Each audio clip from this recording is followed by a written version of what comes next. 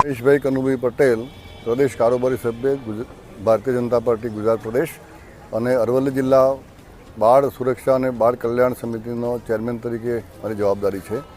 આજરોજ આપણા દેશના વિશ્વસનીય અને વૈશ્વિક નેતા આપણા પ્રધાનમંત્રી આદરણીય મોદી સાહેબનો જન્મદિવસ છે.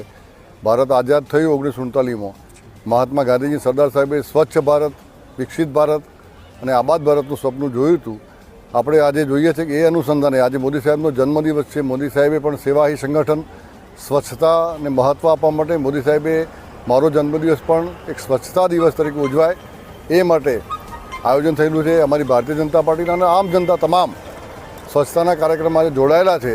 એક સ્વચ્છતા માટેનું સેવા સપ્તાહ અઠવાડિયાનું ઉજવવાનું છે.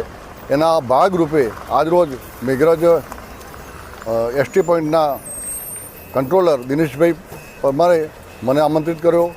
અરવલ્લી જિલ્લા ભારતીય જનતા પાર્ટીના અમારા અનુસૂચિત જનજાતિ મોરચાના મહામંત્રી બળવંતભાઈને આમંત્રિત કર્યા અને આ તકે અહીં બસ સ્ટેન્ડમાં જાહેર જનતાની સમક્ષ મોદી સાહેબે જે સંદેશો આપ્યો છે અને મહાત્મા ગાંધીજી અને સરદાર સાહેબનો સંદેશો પાઠવવાની મને તક મળી એ બદલ હું આયોજકોનો આભાર માનું છું. અસ્તુ.